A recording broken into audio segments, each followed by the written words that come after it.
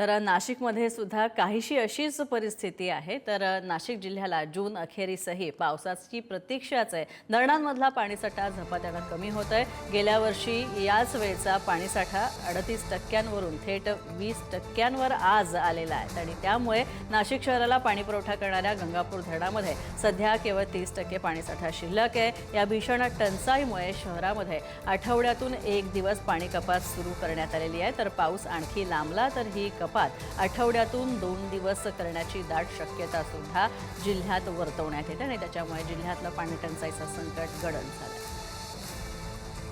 धरणांचा जिल्हा म्हणून ओळख असलेल्या नाशिकमध्ये जवळपास लहान मोठी 26 धरणं आहे आणि याच धरणांचा पाणीसाठा आता जवळपास 20% खाली आलेला आहे आणि त्यामुळे सध्याची परिस्थिती जर बघितली तर जे धरण क्षेत्र आपण आता बघतोय ते आहेत नाशिकचं गंगापूर धरण।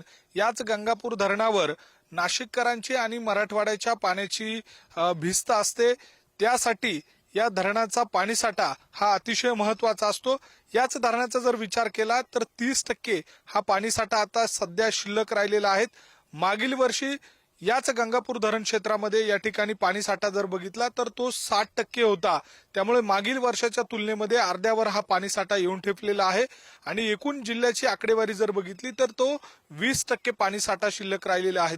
लहान मोठे 26 धरणांपैकी जवळपास 10 ते 12 धरणं आहेत की ज्यांच्या धरण क्षेत्रामध्ये केवळ 1 ते 2% पाणीसाठा शिल्लक राहिलेला आहे। त्यामुळे ही संपूर्ण परिस्थिती पाहता नाशिक महानगरपालिकेच्या माध्यमातून दर शनिवारी हा पाणी पुरवठा बंद केला जातो आणि दुसऱ्या दिवशी रविवारी सुद्धा पाणी पुरवठा हा कमी दाबाने होत असतो। पाणी संकट अधिक गडद होत चाललेलं आहे आणि अशा सगळ्या परिस्थितीमध्ये नागरिकांकडनं पाण्याचा जो वापर आहे तो अतिशय काटकसरीने व्हावा अशा स्वरूपाच्या सूचना सुद्धा पालिका प्रशासनाच्या माध्यमातून दिले जात आहे। पथकं सुद्धा नेमली जात आहेत ज्या ठिकाणी पाण्याचा अपव्यय होईल अशा ठिकाणी कारवाई सुद्धा करण्याचा विचार आता प्रशासन करत आहे। त्यामुळे नागरिकांनी पाणी जपून वापरावं असं प्रशासनाच्या माध्यमातून वारंवार आवाहन केलं जात आहे। व्हिडिओ जर्नलिस्ट मयूर बारगजेसह मी किरण ताजने, पुढारी न्यूज, नाशिक।